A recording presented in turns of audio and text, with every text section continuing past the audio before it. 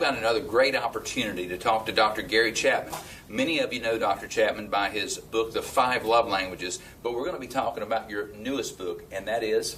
The 5 Languages of Apology, How to Apologize Effectively. Tell me how this book came about. You know, actually, Dr. Jennifer Thomas, who is a counselor in Winston-Salem, came to me and said, this was a few years ago, she said, I've been using your book, The 5 Love Languages, for years in my counseling couples. It's been so helpful. She said, but I think that people not only have a love language, I think they have an apology language. And I said, what do you mean? She said, I think that what one person considers to be an apology is not what another person considers to be an apology. And as soon as she said it, I resonated. Because they've been in my office for years. And she would say, I would forgive him if he would just apologize. And he would say, I did apologize. And she would say, you didn't apologize. And he would say, I told you I was sorry. And she said, that's not an apology. Mm-hmm. So they've argued for years over whether or not they were apologizing. Well, how does a husband and wife find out what their apology language is? Well, we ask thousands of people 2 questions. Number 1, when you apologize, what do you typically say or do? Second question, when someone apologizes to you, what do you want to hear them say or do?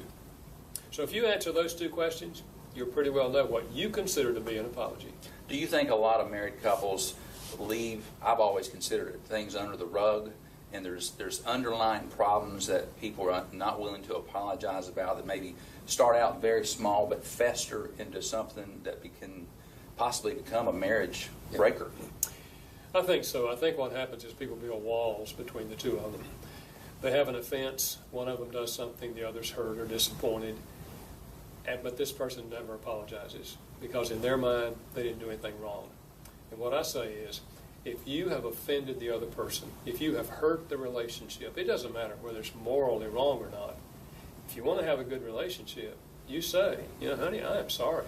Man, it was not my intention to hurt you, but I see I did. And that was very wrong. I mean, I am just sorry. I hope you'll forgive me. Can this apply to parents and children? I think so, because let's face it, parents are not perfect.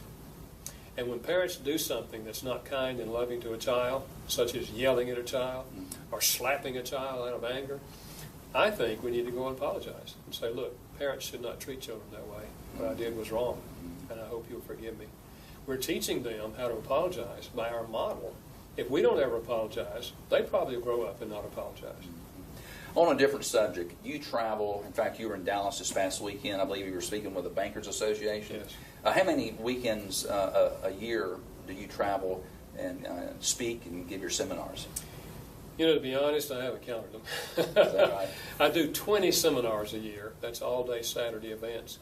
But then I drop in things like you mentioned, bankers or doctors or other places that I get invited to speak. Sometimes it's educational institutions. So I don't know, to be honest with you, how many times. Your book, The 5 Love Languages, which I think most people, when they think of Dr. Gary Chapman, that's what they think of. How many books have you sold? In English, in the States, it has sold over 8 million copies. It's been translated in 49 languages around the world. I don't know how many it's sold in those languages, but it's all over the world. I can't help but think that that must have a good feeling in your heart to know that people read the book, because there's been a lot of marriages that have been saved because of reading that book. You know, almost every Saturday when I do a marriage seminar, I'll have a half dozen couples come up and say to me personally, we were that close to divorce, and somebody gave us your book on the 5 love languages. And it was like the lights came on. And it really saved our marriage.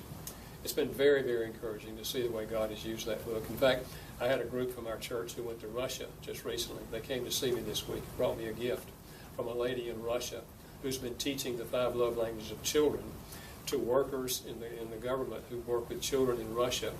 And so she sent me a gift saying, thank you for writing the book, The 5 Love Languages of Children. That's fantastic. Well, let me ask you, if people out there wanted to find out more about the 5 love languages, I'm assuming you've got a website?